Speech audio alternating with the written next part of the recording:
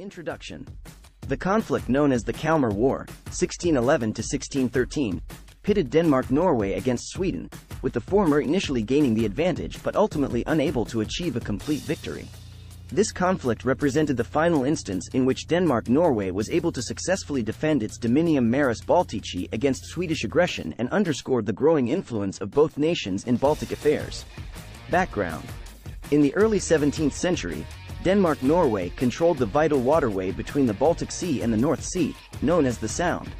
This strategic position allowed them to impose a hefty toll, known as the Sound dues, on ships passing through. Naturally, this made Denmark a wealthy nation, but it also meant that other countries, like Sweden, were eager to find an alternative route to avoid paying the exorbitant fees. Sweden had its eye on a new trade route through sparsely populated Lapland. This would allow them to bypass Denmark's tolls and reap the benefits of direct trade with other European countries. However, there was a catch. The proposed trade route ran through Norwegian territory. Undeterred, in 1607, Sweden's King Charles IX declared himself the King of the Lapps in Nordland, and began collecting taxes from the region, even as far south as Tromsø.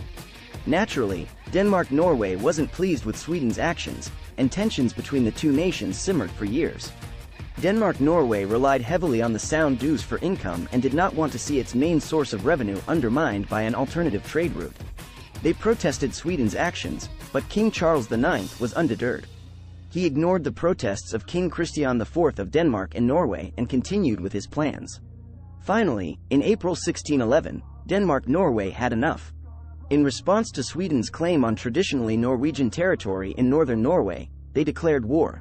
It was a bold move, and one that would lead to the Kalmar War, a conflict that would ultimately prove to be a turning point in the region's history. War. The Kalmar War between Denmark-Norway and Sweden began in 1611 with Denmark-Norway planning to attack Sweden on three fronts.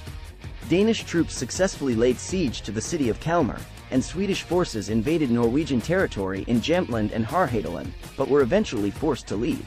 In 1612, Denmark-Norway conquered two Swedish fortresses on the border and attempted an attack on Stockholm but were met with difficulty. The war ended with the Treaty of Canard in 1613, which restored Norwegian control of Sweden's land route through Lapland and granted Sweden free trade through the Sound Strait, exempting them from the Sound toll. Aftermath.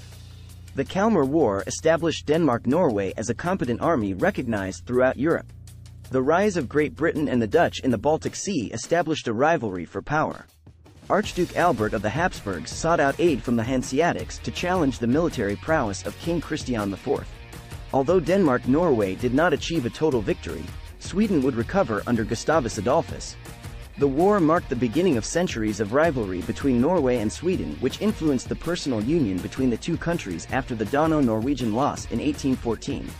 The defense of Denmark-Norway's dominium maris Baltici gathered much attention from surrounding countries, which led to Sweden's counterattack in the Torstenson War.